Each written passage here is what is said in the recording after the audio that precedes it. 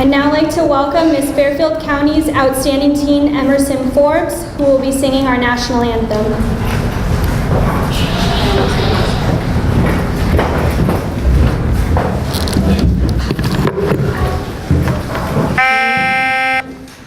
Oh, say, can you see by the dawn's early light what so proudly we held at the twilight's last gleaming, whose broad stripes and bright stars through the perilous fight o'er the ramparts we watched were so gallantly streaming, and the rocket's red glare, the bombs bursting in air, gave proof through the night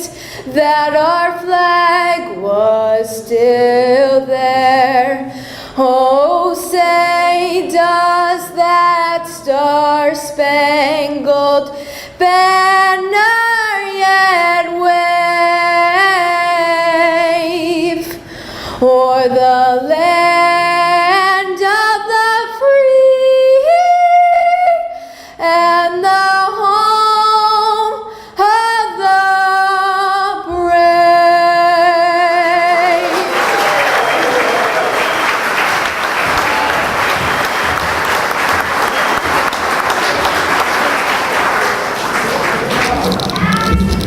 I'd now like to welcome special guest musical artist Pearson.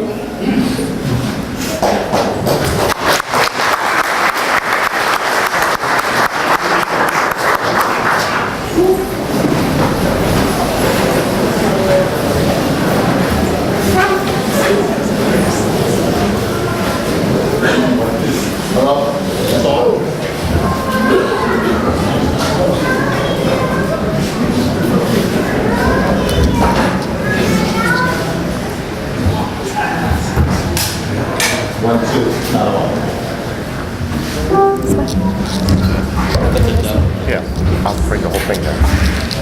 I'll take that one.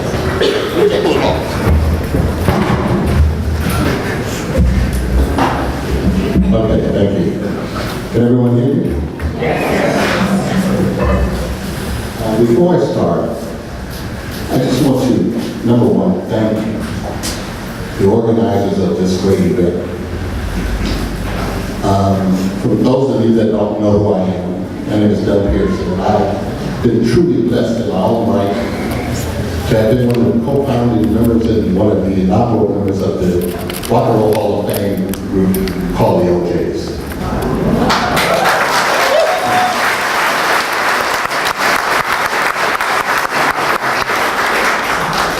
You know, being in the entertainment business, I've been truly blessed and been blessed with many honors. But none as special as this, because this is the ultimate honor. To be able to stand before those that made it possible for me to ever win any award that has been granted towards me. And I take that to be as an extension of what I call being family. So I am truly honored to be a member of this family here, the ultimate family. But those that have given the ultimate sacrifice. So as God leads my journey, I say to each and every one of you here today that if there's anything that my career comes across that you see and you want to come and be entertained or have a part of it, you just let Mike know and these wonderful organizers that put this event together, and you come as my guest. And your money's no good when you come to see me. I want to thank Malcolm Ashley, the gentleman that brought me to this event, The next thing I knew, I was sitting in the office of Senator Blumenthal, and I know he's very busy today. But I know that it's Senator because I sat there, that this is one of the truly, truly special events that we can be a part of. So I'm going to start, I'm going to hear, if you have in the program, I'm going to play Amazing Grace. But I'm going to start with an intro a little bit, of an intro of one of our songs from the old days, and it's called Stairway to Heaven.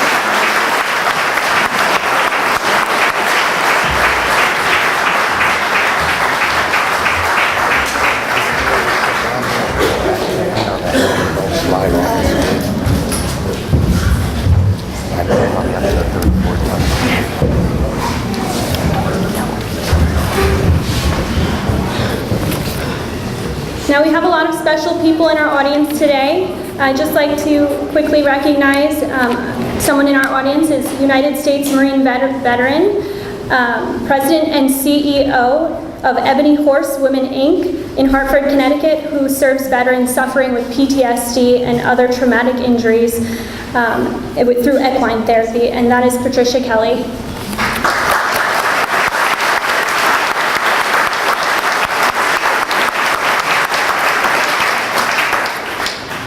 Also, very quickly, before we get to our welcome and our invocation, I'd just like to briefly recognize, as I look into the audience, I see so many people who have served our country, and so I'd just like you all to stand. If you have served or are currently serving or a veteran, please stand so we can honor you quickly.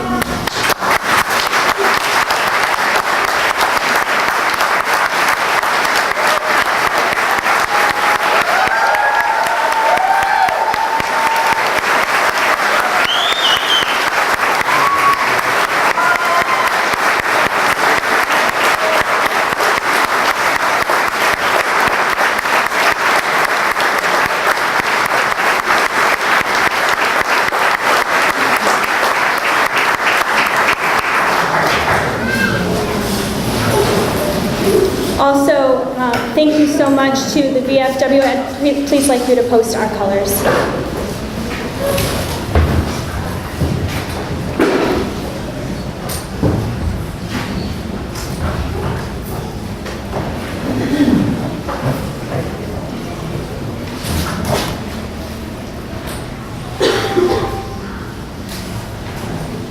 Thank you so much.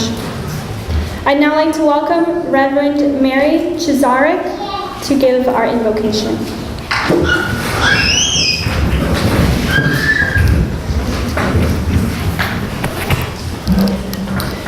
Good afternoon. I'm Reverend Mary C., and I'm an interfaith, interspiritual minister.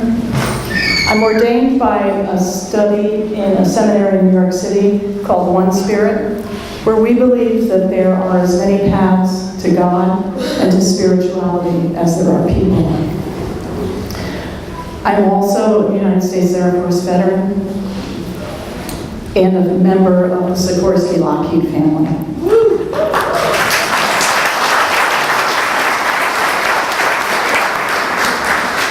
Our opening prayer today is a non-traditional invocation that is truly interspiritual.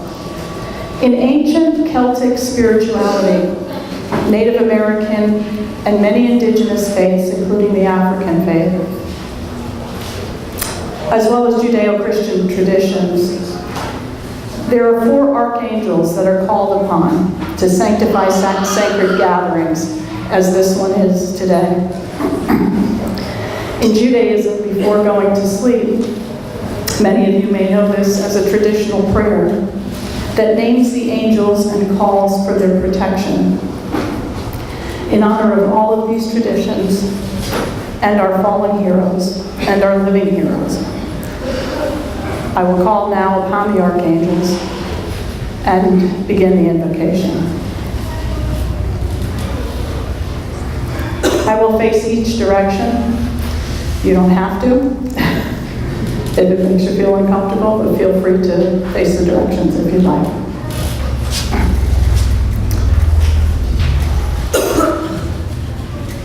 Raphael, guardian and archangel of the east, spirit of the rising sun, of the breath of life, of the winged ones, we thank you. We thank you for your presence here with our fallen and with us. May the wings of love continue to guide, protect, and lift all of our fallen heroes, including Andre, Corey, Dustin, and Timothy.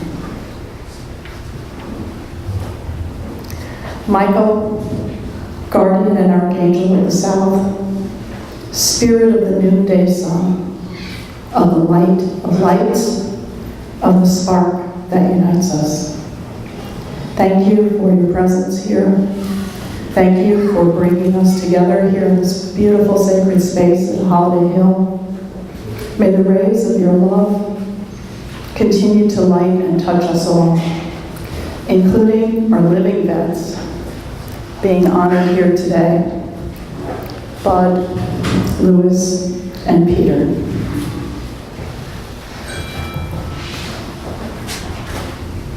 Gabriel, guardian and archangel of the west, spirit of the flowing waters, of the vast oceans, and of our tears. We thank you. We thank you and Great Spirit, all of the organizers, the volunteers, the workers who come together to make today possible. And we ask that your waves of love continue to absorb the tears of our fallen friends, families, and loved ones, as well as all who grieve.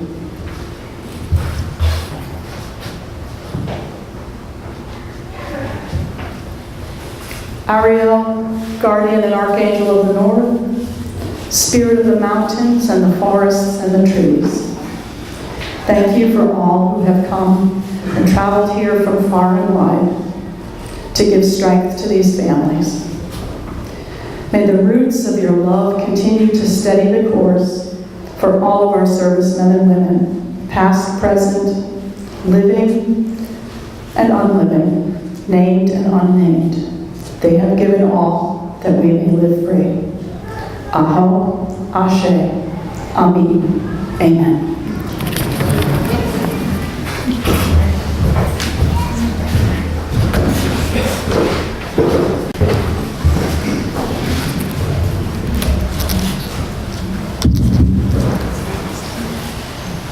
I'd now like to welcome to the stage Mayor Robert J. Chatfield of Prospect.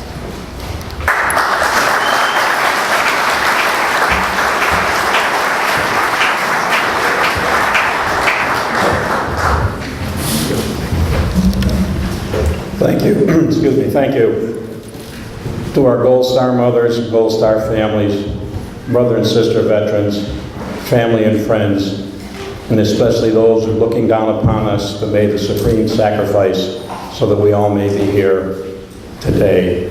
Welcome to Prospect. I'm going to take a moment to tell you of an event that happened to me when I was stationed over in Germany from Spangdahlem Air Base from 1962 to 1965. A new roommate came in. His name was Bob Sunset, and he was from California.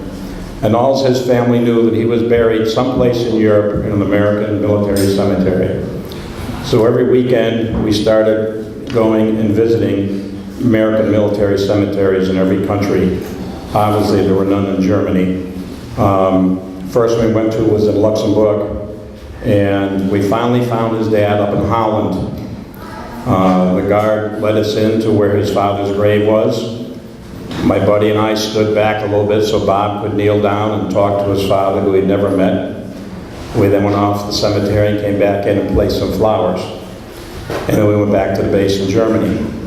2 weeks later, a diplomat from Holland showed up at the main gate with a sealed pouch from the royal family. It was an invitation to Memorial Day ceremonies in Holland that year. We were very honored. We went there, and if you did this today, changing a uniform in the field, you'd probably be locked up, but we did that. We put on our dress blues, and Bob was up on the dais with the rest of the royal family, and what even hit us even more emotional was the jets that flew over were from the 49th Tactical Fighter Wing that I was assigned to in Germany. And I think that event made me a better American, because every time we went someplace and we saw a sign for the American Military Cemetery as far south as Italy, we went in and we visited. And you walk into an American military cemetery, it's so quiet and so serene. So I again want to welcome you all to Prospect, and for the record, I did work at Sikorsky's for 3 years when I got out of the Air Force in 1965, and I welcome you all here to Prospect, and I hope when you leave you'll notice our flags flying up and down in 68 and 69. Thank you.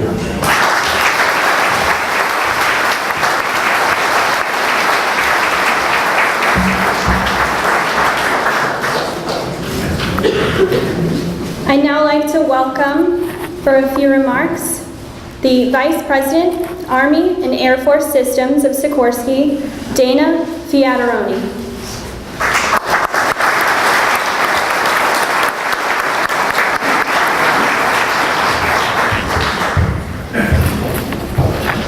Well, good afternoon. I did prepare just a few remarks, and I'll try to be brief as well. I'd like to thank you for the introduction and also for the opportunity to speak here today with you. It's an honor and a privilege to be here today to honor true American heroes and to keep their memories alive, remembering their ultimate sacrifice to the needs of our nation. I'd also like to remember the families that some of them have left behind as well. For me, this is much more than a Sikorsky business commitment. It's something obviously the company is passionate about, but it's also quite personal, and I'd like to share a personal story with you. I'd like you to picture, if you would, Okinawa, Japan, just months before the end of World War II. It's about 5:15 in the evening on May 3rd, 1945, just off the coastline.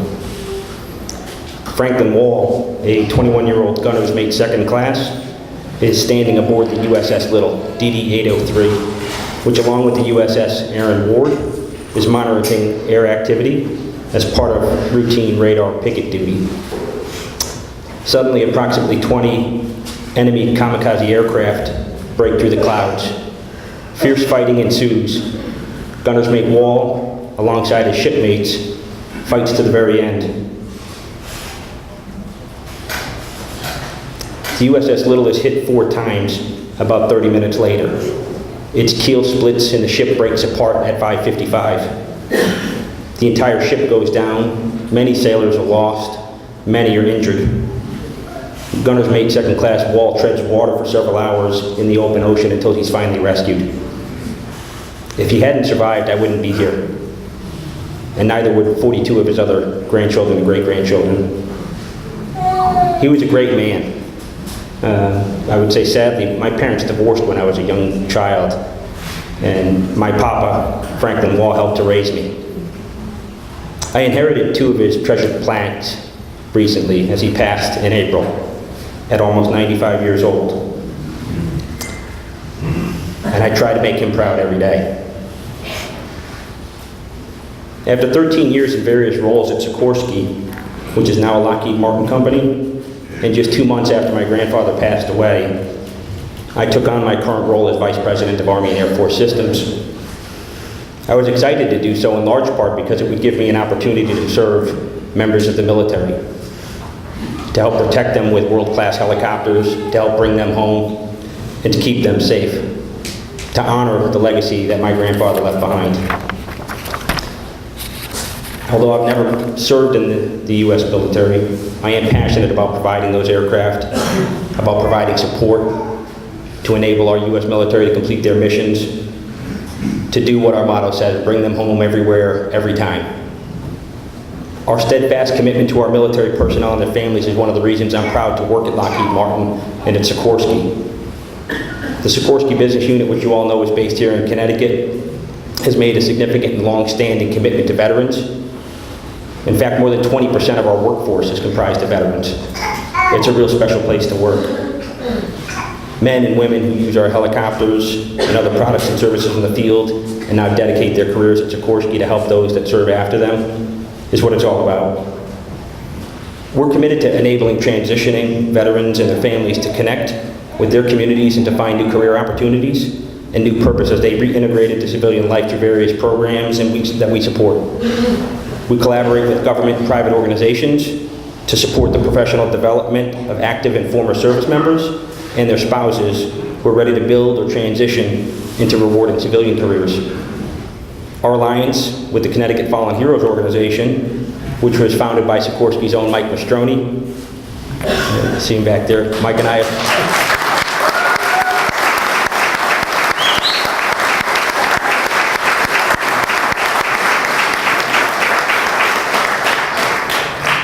Mike and I go back a little ways here. I don't know, maybe it's 10 years or so. Mike has kept me up to speed on things that are happening with Connecticut Fallen Heroes, and quite honestly, this is the first opportunity I've had a chance to come to one of these ceremonies, and it's just an honor to be here and fantastic to see all of you here as well. We also support Operation Homefront, USO, and Fisher House, and others. It allows us to support the active duty force and their families with programs that help improve their lives. But above all, it's our priority to help honor the legacy of our armed forces in the service of our veterans and to encourage greater awareness of the military among the civilian population. For me, it all comes down to a really basic and simple fact, and I think you all share this sentiment as well. I believe the United States is the best country in the world.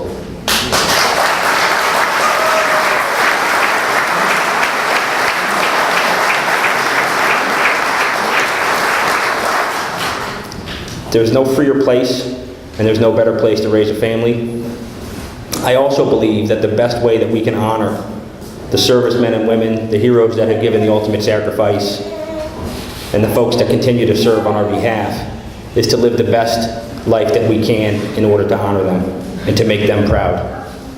I mentioned earlier that I do that in honor of my grandfather, and I do that in honor of the living servicemen and women, and I do that in those that have passed and made that ultimate sacrifice as well, because I believe it's the best way to honor them. With that said, it's my privilege to introduce 2 heroes who are here with us today. And as I understand, both are very humble, and they may be a little bit annoyed with me for doing this, but I'm going to do this anyway. Both are survivors of the Battle of the Bulge. I'm a World War II history buff. I enjoy reading about it. And so it's with great pleasure that I share with you these stories. In December 1944, Sgt Celentano and his 825th Tank Destroyer Battalion unit entered combat near Malmedy, Belgium. Sgt Celentano's job was to protect the 1st gun squads in some of the first days of fighting in what would become the largest war of World War II. Thanks to quick thinking and quick action, he and his comrades disrupted the Germans, destroyed buildings where the enemy was hiding, and took out 4 German Tiger tanks. He was awarded the Bronze Star for disabling the tanks, as well as a Purple Heart, the European, African American, Middle East Campaign Medal, the World War II Victory, and the American Campaign Medals, and as well a Good Conduct Medal. Sgt Celentano, thank you for your sacrifice and for your service, and certainly for being here today.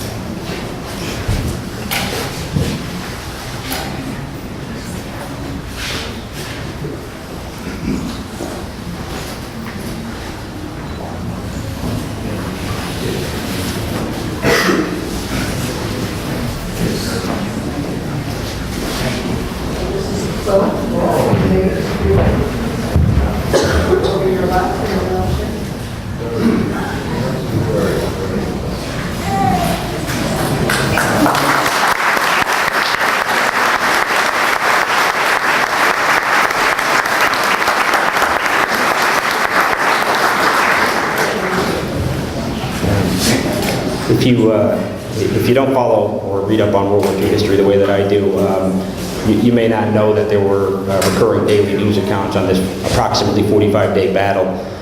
Almost 90,000 American soldiers died or were wounded in the Battle of the Bulge.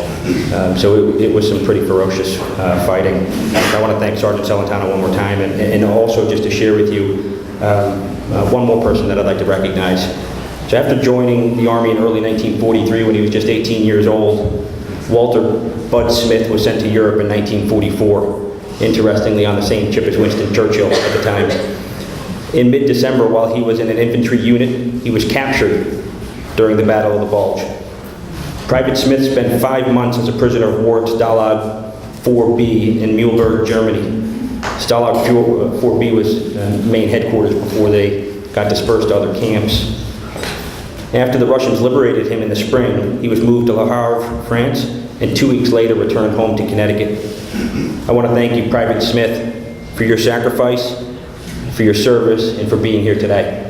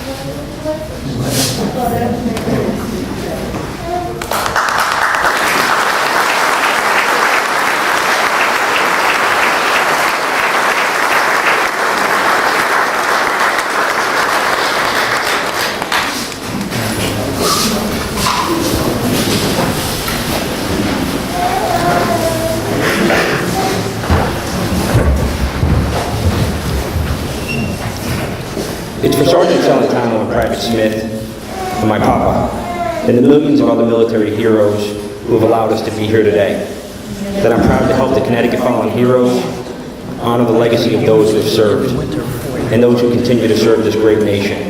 God bless America.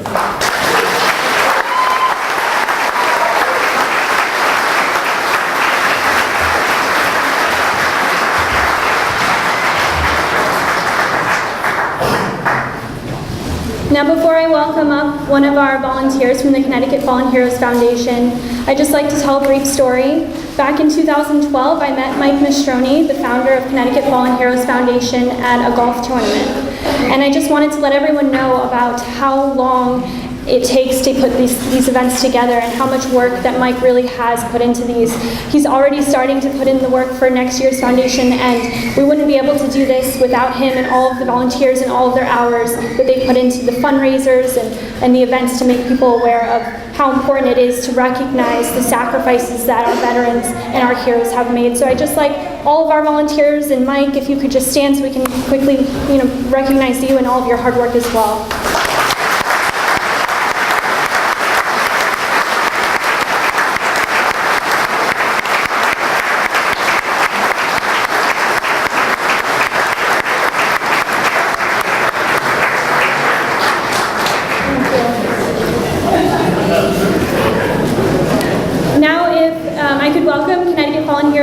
Foundation volunteer Tom Stevens to the stage.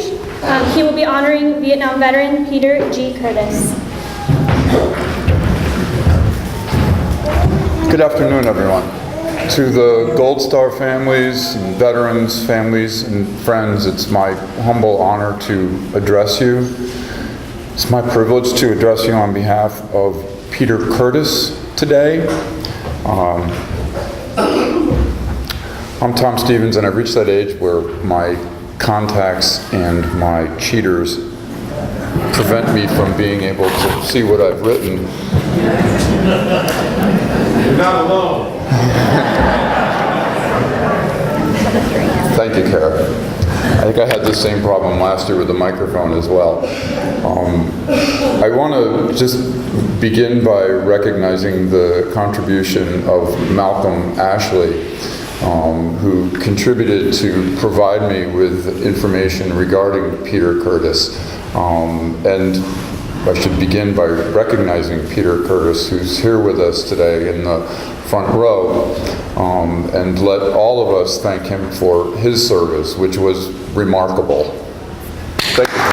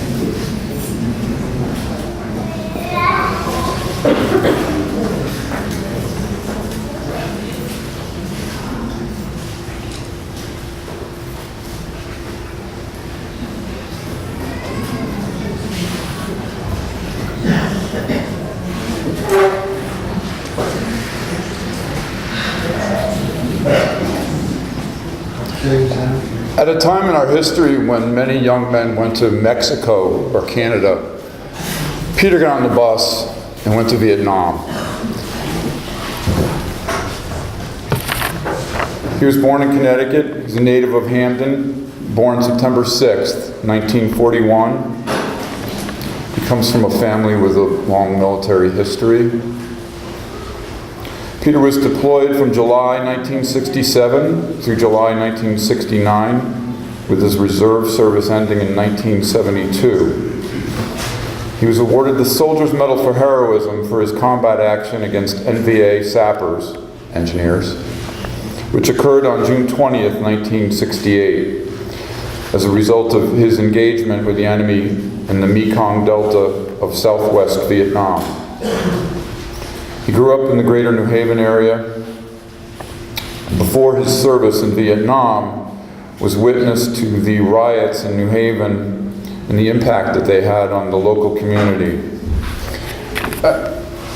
Prior to doing this, like all of us nowadays, I Googled Peter Curtis so that I could learn more about him. But the most valuable insights that I got were from Malcolm Ashley, who I was impressed not only with what he knew, but the passion with which he expressed it regarding Peter.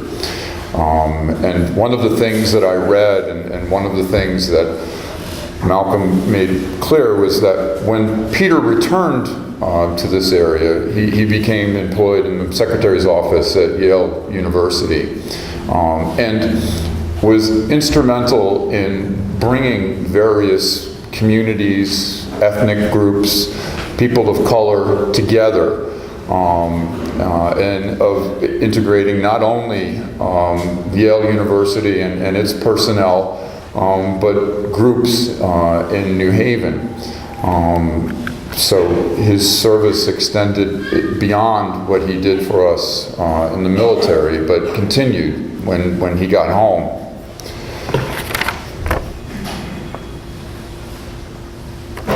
Peter's a graduate of Notre Dame High School and the University of Connecticut. When he left Yale University, he continued his service in the New Haven area with the Hamden Veterans Commission. And then he also founded a group known as Vets Link to serve the needs of Vietnam and Iraqi and Afghanistan veterans who often return home without the training or the guidance to advance with their finances. And so it was through his efforts that many were able to obtain financing for businesses and for homes and that type of thing. In 2002, Peter joined the faculty at the University of Hartford, where he taught at the Center for Entrepreneurship. He mentored entrepreneurs from all different backgrounds in the sciences of profit and loss, and return on investment and investment planning. Most recently, Peter was awarded on September 6th, 2018, the Connecticut Wartime Service Medal to honor his service to America, continuing a combat service tradition held by the Curtis family in Hamden, Connecticut. So I want to thank you for your service and your sacrifice, and again, it was my very humble honor to recognize you. Thank you.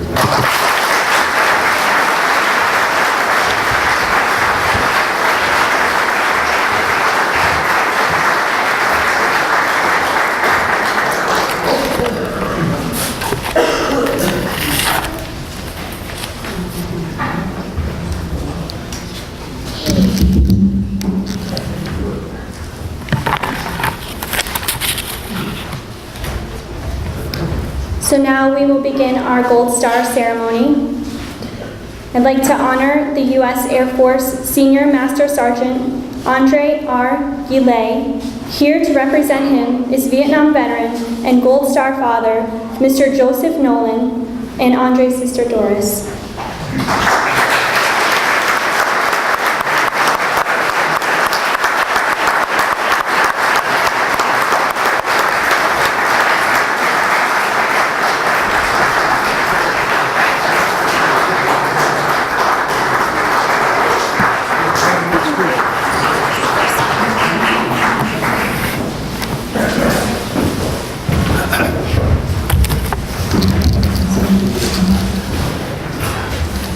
Thank you very much. I'd like to thank Mike Mastroni and all the organizers of this event. I know I was here a couple of years ago when they honored my son Joe. But I'd also like to thank all the people that came today. I know this is a beautiful Saturday afternoon, but this is very worthwhile. This, by the way, is my daughter Martha. She likes to stay by me all the time, I guess. Before I begin, I've heard several different pronunciations of Andre's last name. I have heard Gillette, Goulet, and then Guillet. I have been asked by Andre's sister Doris to pronounce the last name as Guillet, and I hope I'm saying that correctly.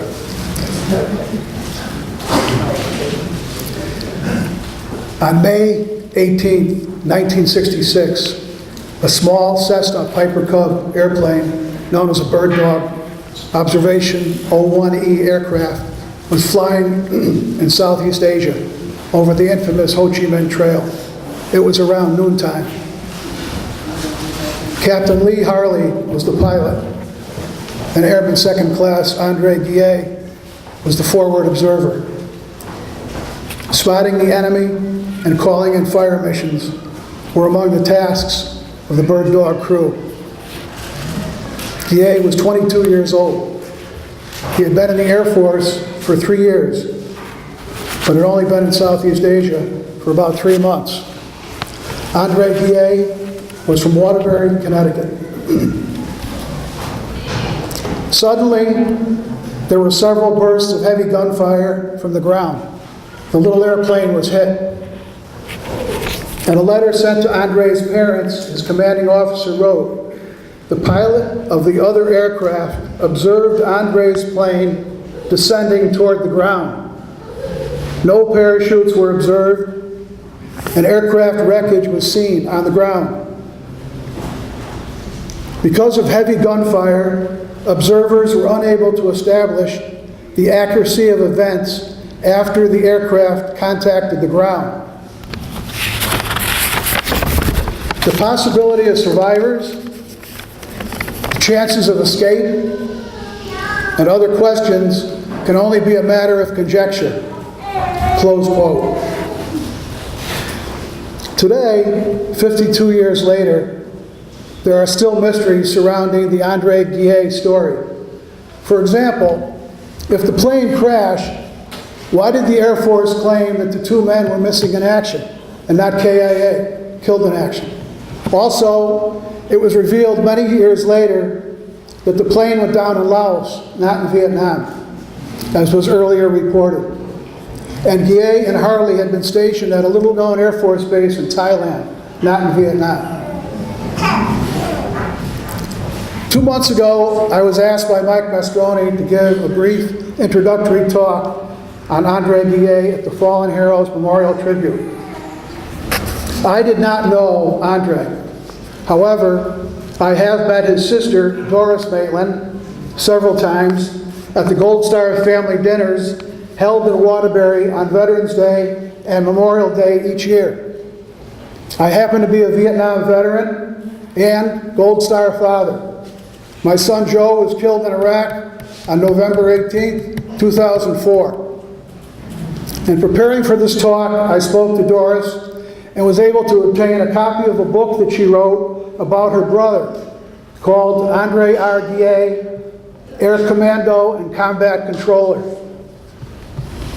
I learned that Andre attended Bunker Hill School in Waterbury for 7th and 8th grade. Coincidentally, my twin brother and I attended Bunker Hill School at the same time. We were in 1st grade when Andre was in 7th grade. I'm not making this up. Also, my father, John Nolan, was a 7th grade teacher at Bunker Hill then. Although there were 4 of each grade, my father could very well have been one of Andre's 7th grade teachers. My father taught English and math. Andre graduated from Bunker Hill in 1957 and went to Sacred Heart High School in Waterbury. In the 1961 Sacred Heart yearbook, Next to his picture, yearbook remarks include, always a smile, judo expert, sports fan, amiable, bursting with energy, favored by all who know him. Yukon calls. Above Andre's yearbook picture photo is a quote, "There is no substitute for good work." I'm sure that Andre took that thought into the Air Force with him. In the commanding officer letter that I referred to earlier, his colonel wrote, quote, "Andre is one of the best known personalities of the Air Commandos. He is most sincerely admired and highly respected by his fellow commandos. Among his many accomplishments, he has become an expert parachutist, a competent scuba diver, jungle survival specialist, and judo expert. Your son is an outstanding asset to this organization and the Air Force." Close quote. Several years later, and still listed as missing in action, Andre was promoted to the rank of Senior Master Sergeant. Among his many awards and medals are the Distinguished Flying Cross and the Purple Heart. Andre's name is on the Vietnam Wall in Washington, D.C., on panel 7E, line 81.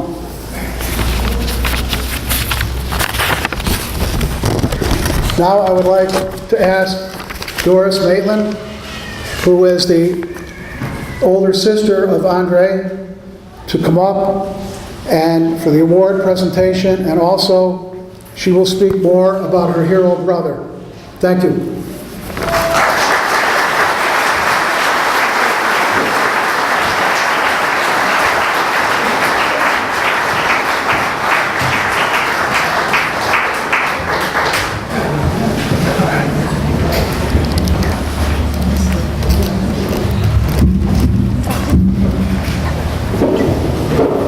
Good afternoon, everyone.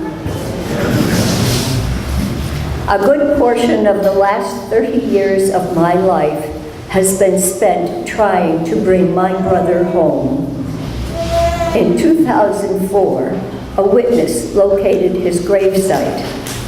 In 2016, the Defense Prisoner of War Missing in Action Accounting Agency, or DPAA, did something preliminary investigation with no results.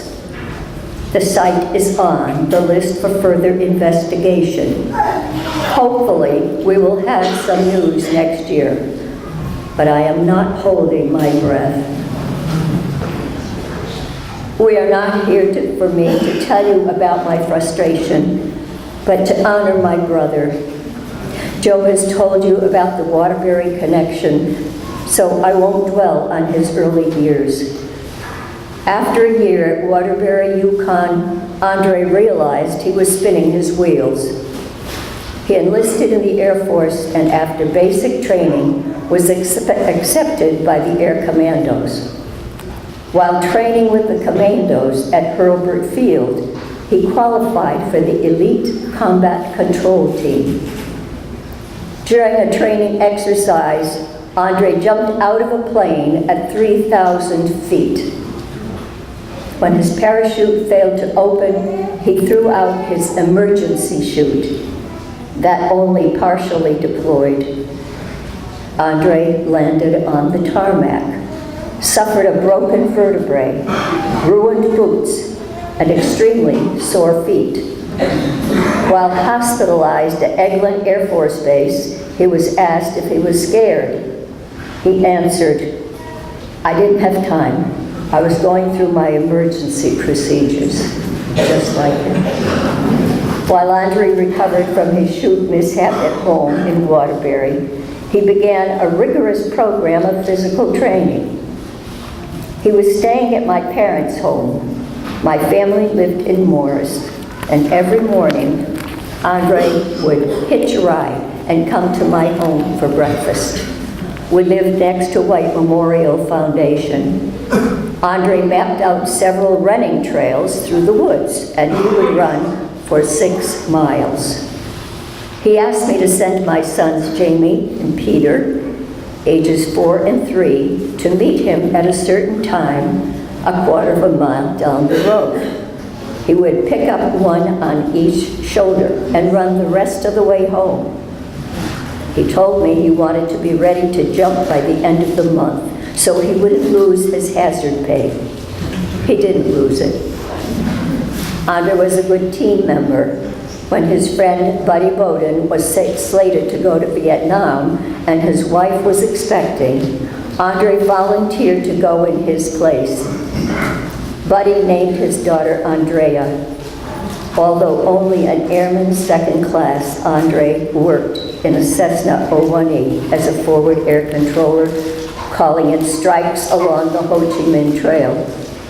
On his last mission, Andre's friend Jim Stanford was slated to fly with Lee Harley. Jim didn't like to work with Harley because Lee wouldn't let him fly the plane. Andre offered to switch assignments. On the way home from the mission, Andre and Harley were shot down. During a short Air Force career, Andre accomplished a great deal. His name is on several monuments, including the Punch Bowl in Hawaii, on the Waterbury Grain, and at the Combat Control School at Pope Air Force Base in Fayetteville, North Carolina. A group of retired combat controllers found a National Forest Service Cessna that was no longer serviceable. They refurbished it to Vietnam-era configuration and set it up near the school entrance. Andre's and Lee Harley's names are on the plane where they would have been seated. In front of the plane is a granite stone with Andre's story engraved. My sister and I attended the dedication. Most impressive are the forward air controller memorials in Colorado Springs, Colorado, Dayton, Ohio, and Herbert Field, Florida. Andre is the only enlisted man on these memorials. It is a shame that Andre's life was cut short at the age of 23. I take solace from knowing that he was doing what he wanted to do. He wrote that he was fighting so his 4 nephews, some of them here, would not have to go to war. They didn't. Thank you. Enjoy the day.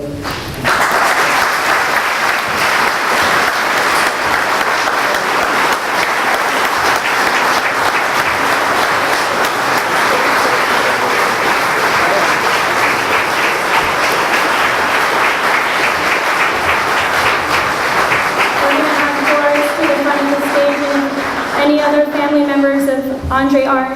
DA would like to receive this gift, you can join us in the front of the stage.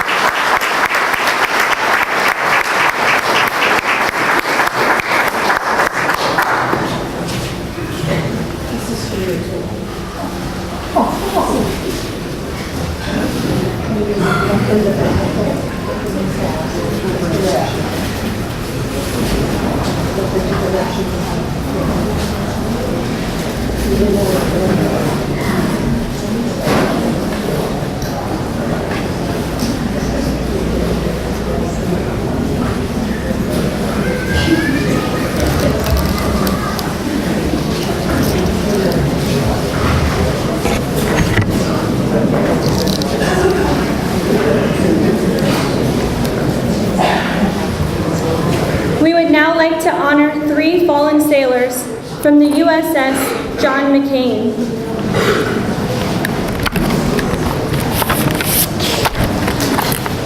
Electronics Technician, 2nd Class, Dustin L. Doyen.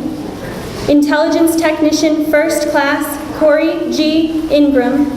And Intelligence Technician, 1st Class, Timothy T. Eccles, Jr.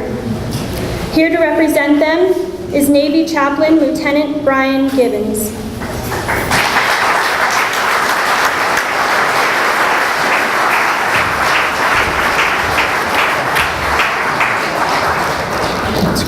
Thank you.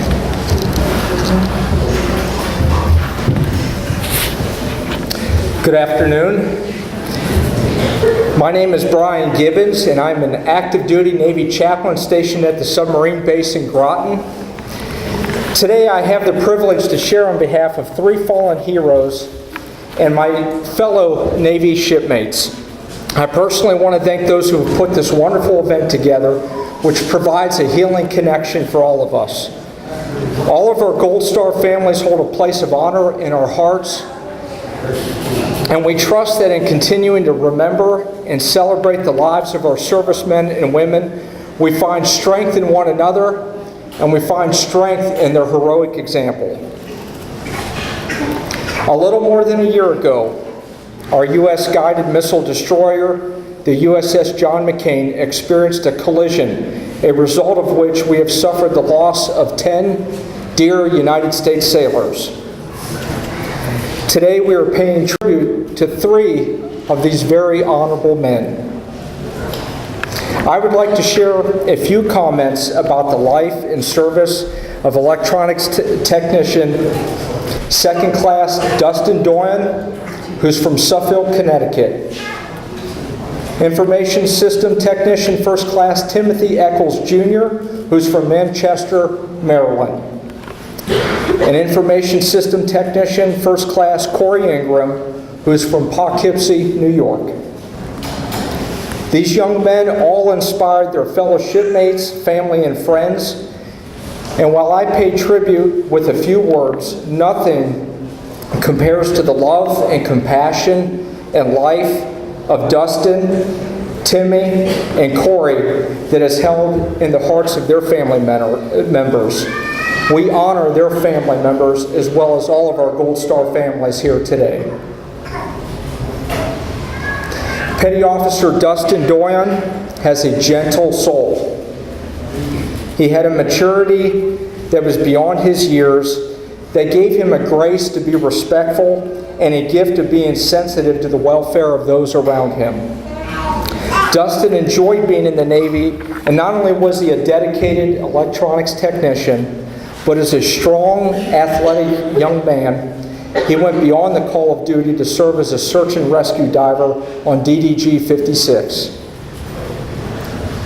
Dustin drew energy from the outdoors.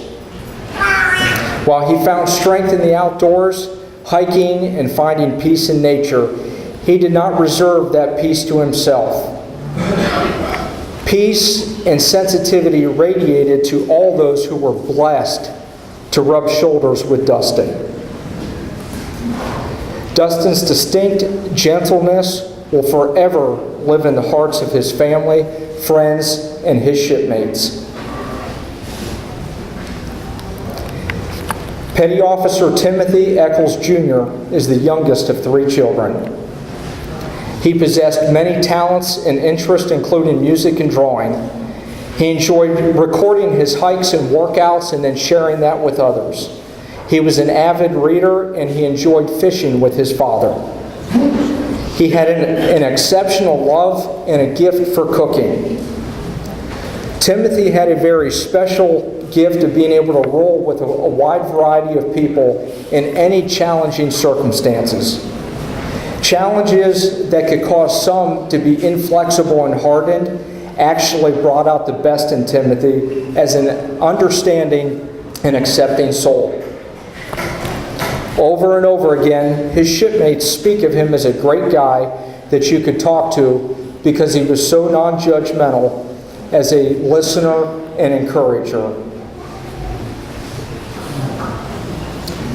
Petty Officer Corey Ingram is the eldest of 3 children who reveled in being a big brother to his siblings.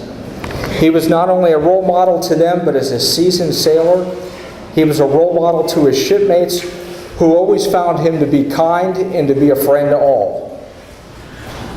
IT1 Ingram was a shining example as a mentor who strengthened the camaraderie on DDG 56 and even beyond. The opportunity to have a conversation with Corey would leave you happier, more informed, and more opinionated on whatever the topic was being discussed. Corey's service all over the world included not only the USS John McCain, but also service on the USS Carter Hall and the USS Cole.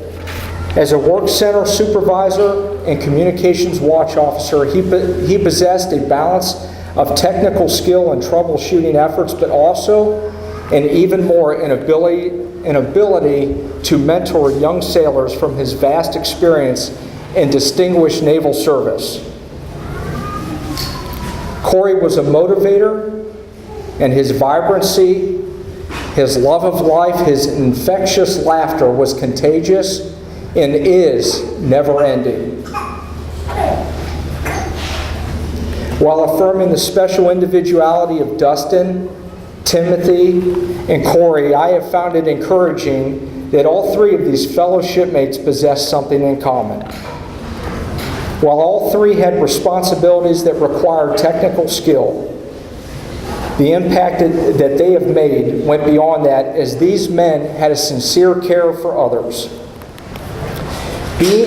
Being out to sea for months could cause some to go inward. It could cause some to protect one's own interests. The sailors that we honor today rose above that kind of inclination. They were all servant leaders who cared about others. Dustin, Timmy, and Corey created a climate and an atmosphere where people could thrive and where positive motivation is contagious. I can imagine this as spend some time out to sea myself. That to make things work, their influence includes an unselfish sensitivity towards others that builds camaraderie.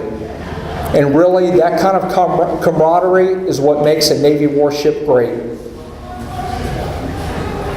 Dustin, Timmy, and Corey as individuals and together as shipmates represent the very best and the very brightest part of the United States Navy.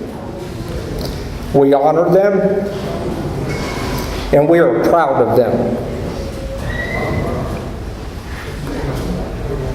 Their personalities, love, and spirit are forever in our hearts, and their legacy deepens our appreciation for freedom and a respect for all people. God bless you. And at this time, I would like to invite the Eccles family to come up in front of the stage.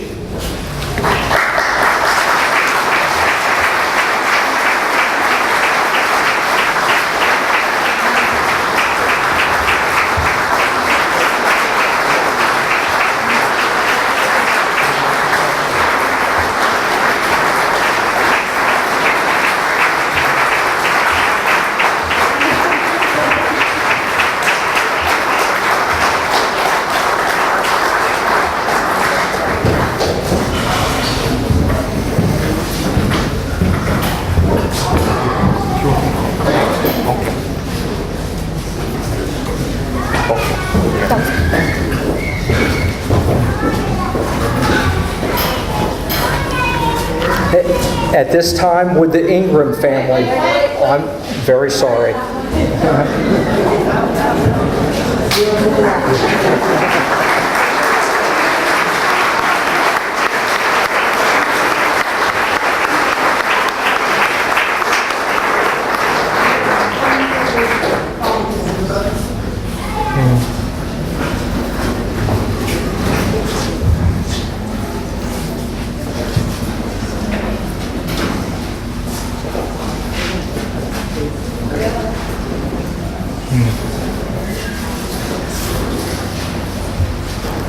At this time, would the Ingram family please come forward?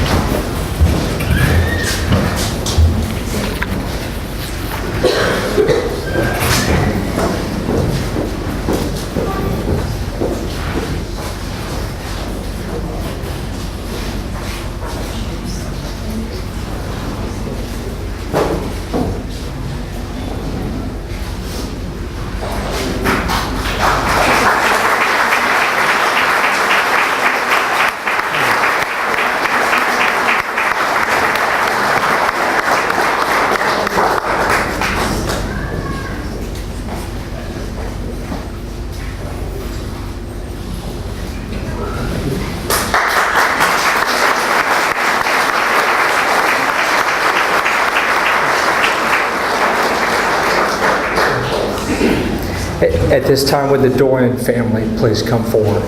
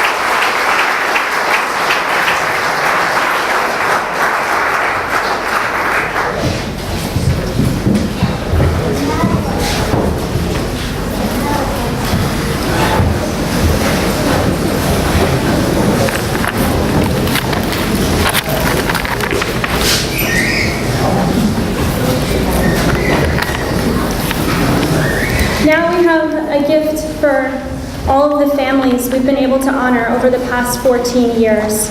To date, we've unfortunately honored 63 fallen heroes. We ask if the families are present today to please come up to the front over here and receive a token that we have for you. Here to help me honor these heroes is Ms. Bristol's outstanding team, Autumn Shales, who will be tolling the bell in honor and remembrance of each hero.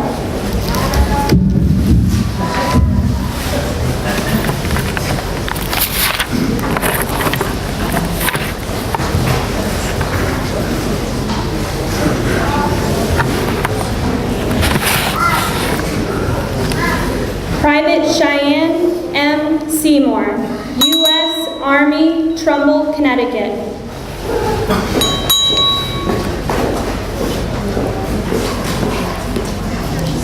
Senior Airman Guillermo Nazario, U.S. Air Force, Bridgeport, Connecticut.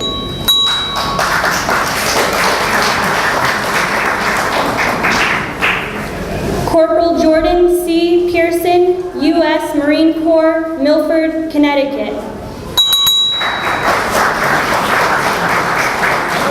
Private First Class Nichols A. Medeiros, U.S. Army, Wilton, Connecticut. Lance Corporal Philip A. Johnson, U.S. Marine Corps, Enfield, Connecticut.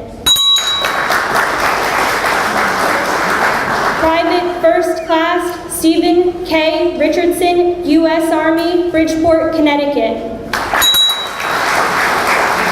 Petty Officer, 3rd Class Nathan B. Bruckenthal, U.S. Coast Guard, Ridgefield, Connecticut.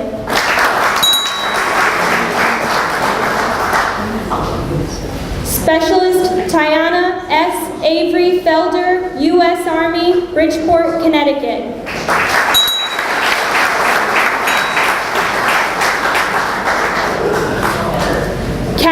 Jason R. Hamill, U.S. Army, Salem, Connecticut.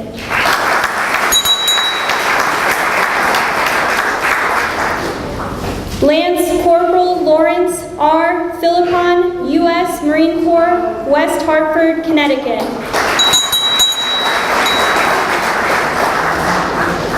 Specialist Wilfredo Perez Jr., U.S. Army, Norwalk, Connecticut.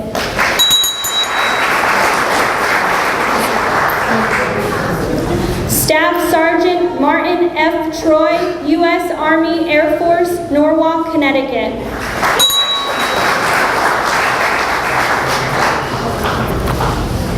Corporal Stephen R. Bixler, U.S. Marine Corps, Suffield, Connecticut. First Lieutenant Thomas J. Brown, U.S. Army, Shelton, Connecticut. Sergeant David J. Couliard, U.S. Marine Corps, Glastonbury, Connecticut.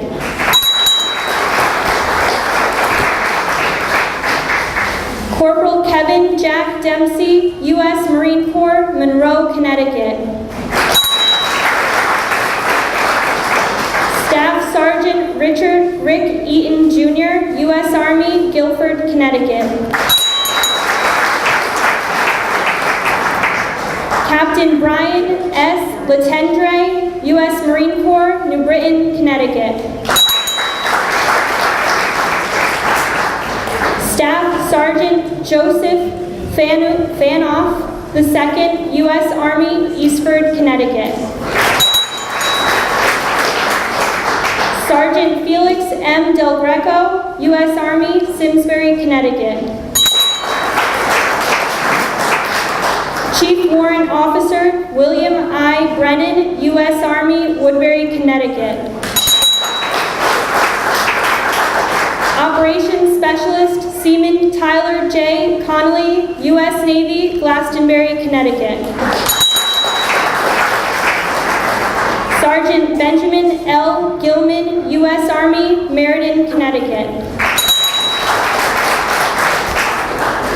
Warrant Officer Michael A.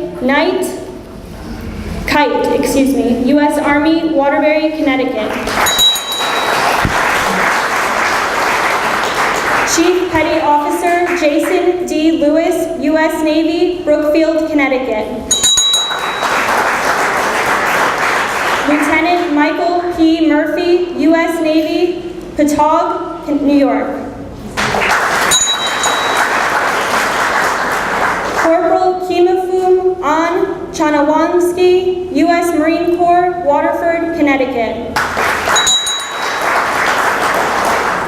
Chief Warrant Officer Richard Lee, U.S. Army, Wallingford, Connecticut. Sergeant Ronald Howard, U.S. Army, Bethany, Connecticut. Staff Sergeant Ronald W. Cardona, U.S. Army, Gardner, Massachusetts. Private First Class Kyle J. Coutu from U.S. Marine Corps, Providence, Rhode Island. Specialist Andre Craig Jr., U.S. Army, New Haven, Connecticut. Private First Class Anthony DiAugustino, U.S. Army, Waterbury, Connecticut. Private First Class Melissa J. Hobart, U.S. Army, East Haven, Connecticut. Sergeant Stephen J. DeLuzio, U.S. Army, Glastonbury, Connecticut. Specialist David R. Fahey Jr., U.S. Army, Norwalk, Connecticut. Sergeant First Class Dae-Han Park, U.S. Army, Watertown, Connecticut. Sergeant Robert Elia, U.S. Army, Shelton, Connecticut. Private First Class Deborah P. Noonan, U.S. Army, Watertown, Connecticut. Staff Sergeant Vincent M. Stabile, U.S. Army, Bronx, New York. Specialist Operations Craft Brian Bill, U.S. Navy, Stamford, Connecticut. Private First Class Eric D. Supreme, U.S. Army, Woodbridge, Connecticut. Staff Sergeant Edwin Rivera, U.S. Army, Waterford, Connecticut.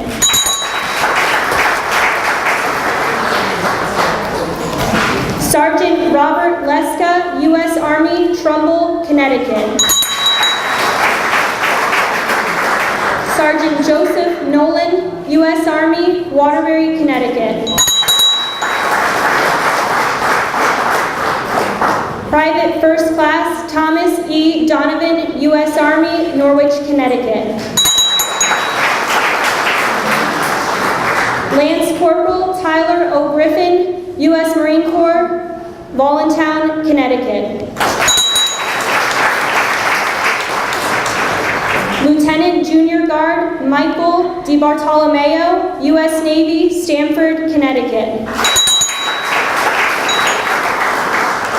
Corporal Jacob Latour, U.S. Marine Corps, Waterbury, Connecticut. Corporal Frank G. Navarro, U.S. Army, West Haven, Connecticut. Captain Andrew Peterson Keel, U.S. Army, Madison, Connecticut.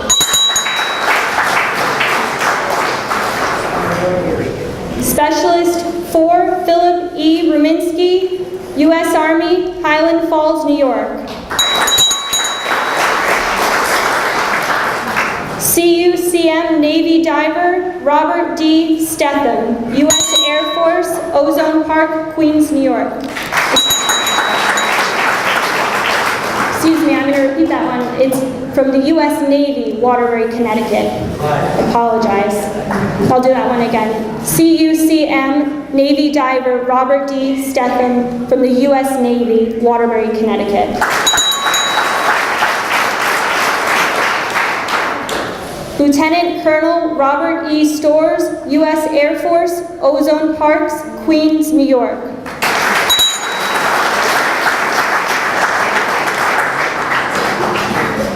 Lance Corporal Lester R. Atherton, U.S. Marine Corps, Bridgeport, Connecticut. Private First Class Glenwood T. Harrell, U.S. Army, Waterbury, Connecticut.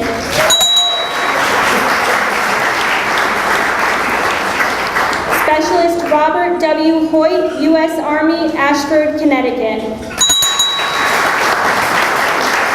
Private First Class William A. Mastrioni, U.S. Army, Stratford, Connecticut. Specialist 4 Robert Tilquist, U.S. Army, New Haven, Connecticut.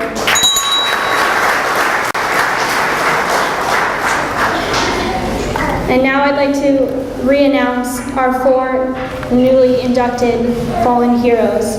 Senior Master Sergeant Andre R. Guillet, Waterbury, Connecticut, U.S. Air Force.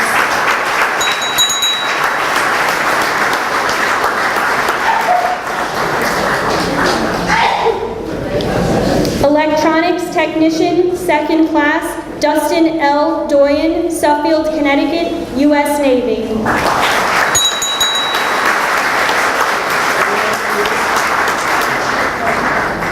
Intelligence Technician, 1st Class, Corey G. Ingram, Poughkeepsie, New York, U.S. Navy.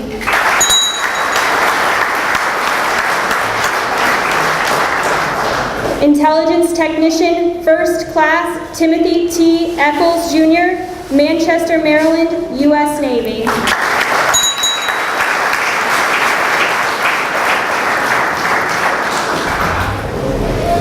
We just have a few more things on our agenda, but before we get to our benediction, I'd like to welcome Rebecca Sprano from the Sikorsky Aircraft. She's the chairperson for Sikorsky Aircraft and Home Runs for Heroes, and she'd just like to say a few words.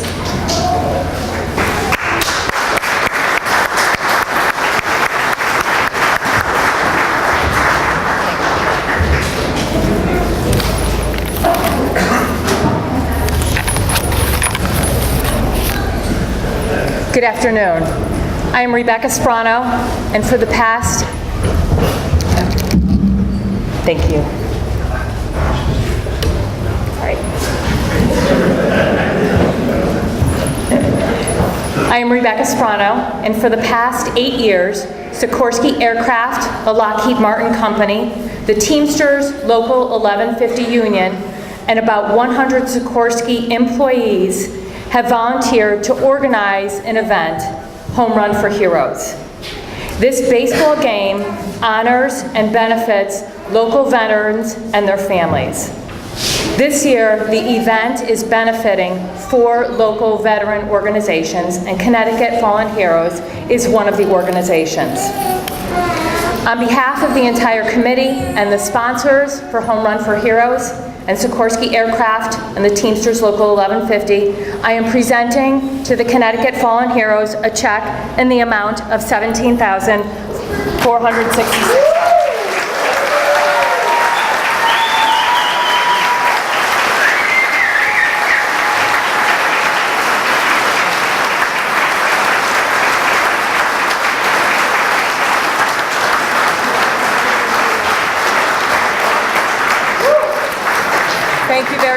Thank you very much. May God bless you. May God bless America.